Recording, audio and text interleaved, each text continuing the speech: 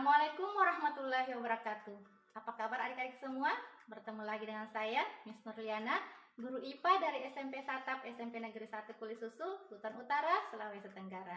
Pada kesempatan kali ini, kita masih akan mempelajari tentang sistem pencernaan pada manusia. Namun, kita akan lebih khusus membahas tentang proses yang terjadi pada organ-organ pencernaan manusia maupun enzim-enzim yang dihasilkan serta fungsi masing-masing dari enzim-enzim pencernaan tersebut. Setelah mengikuti pembelajaran ini, kalian diharapkan untuk mampu menjelaskan proses pencernaan secara mekanik dan secara kimiawi, serta dapat memahami fungsi masing-masing enzim-enzim yang dihasilkan oleh organ-organ pencernaan. Adik-adik, tentunya kalian sudah tahu dong ya bahwa organ pencernaan manusia dimulai dari rongga mulut, kerongkongan, lambung, usus halus, usus besar, rektum, dan anus.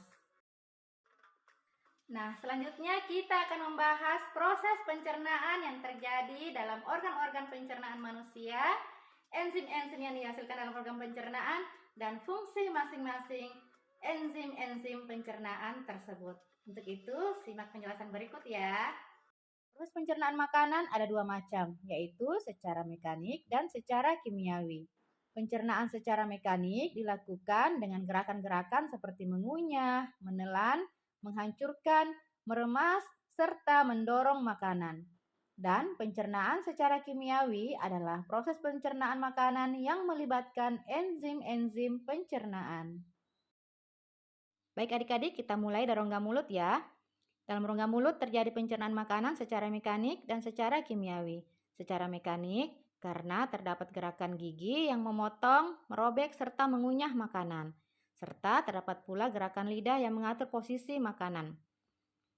Sedangkan secara kimiawi, sebab dalam rongga mulut terdapat kelenjar air liur atau saliva yang menghasilkan enzim amilase atau ptialin.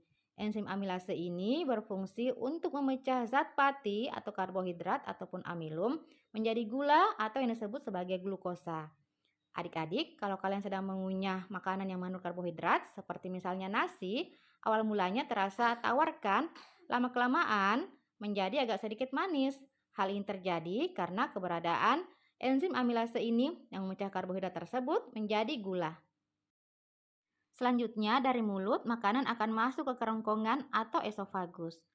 Di kerongkongan terjadi pencernaan makanan secara mekanik saja, di mana otot-otot kerongkongan berkontraksi sehingga menimbulkan gerakan meremas yang mendorong makanan masuk ke dalam lambung.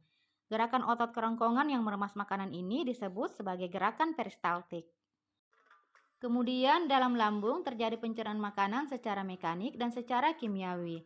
Secara mekanik, di mana dinding-dinding lambung berkontraksi meremas sari-sari makanan atau melakukan gerak peristaltik agar sari-sari makanan tersebut menjadi lebih halus lagi. Secara kimiawi, di mana getah lambung mengandung asam klorida atau HCl yang berfungsi untuk menjadikan ruangan dalam lambung bersifat asam sehingga dapat membunuh kuman yang masuk bersama makanan. Selain itu, dalam lambung juga menghasilkan enzim pepsin dan enzim renin. Enzim pepsin akan memecah protein menjadi pepton atau asam amino, dan enzim renin akan mengendapkan protein kasein yang terdapat dalam susu. Selanjutnya, sari-sari makanan yang telah dihaluskan di dalam lambung tadi akan masuk ke dalam usus halus.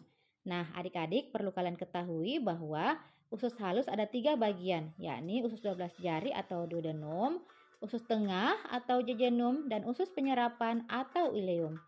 Di usus halus hanya terjadi pencernaan secara kimiawi saja, di mana pada usus 12 jari atau duodenum terdapat saluran yang terhubung dengan kantung empedu dan pankreas. Getah pankreas mengandung enzim lipase, amilase, dan tripsin.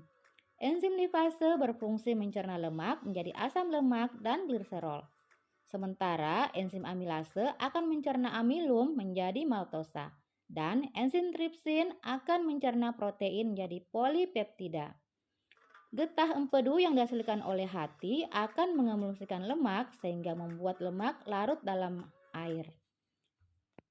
Proses kimiawi yang dihasilkan oleh enzim-enzim pencernaan di usus 12 jari atau di duodenum tersebut akan lebih memudahkan sari-sari makanan untuk melewati usus tengah atau jejunum sehingga akan lebih mudah pula diserap oleh usus penyerapan atau ileum.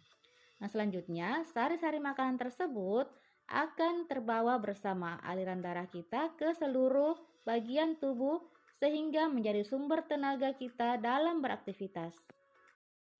Sementara sari-sari makanan yang tidak dapat diserap oleh usus penyerapan akan ditampung dan dibusukkan dalam usus besar. Sari-sari makanan yang tidak dapat terserap ini disebut sebagai zat sisa makanan.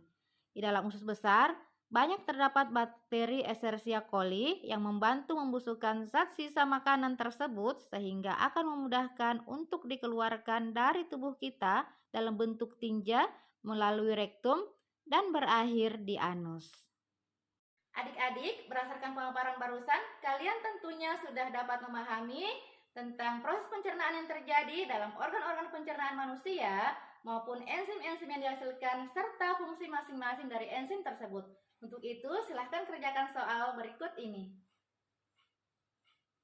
Oke, terima kasih. Baiklah adik-adik, pembahasan tentang proses pencernaan yang terjadi dalam organ pencernaan manusia maupun enzim-enzim yang dihasilkan dalam organ pencernaan serta fungsi masing-masing dari enzim-enzim pencernaan tersebut cukup sampai di sini dulu ya. Semoga materi ini bermanfaat. Terus semangat belajarnya. Assalamualaikum warahmatullahi wabarakatuh. Sampai jumpa.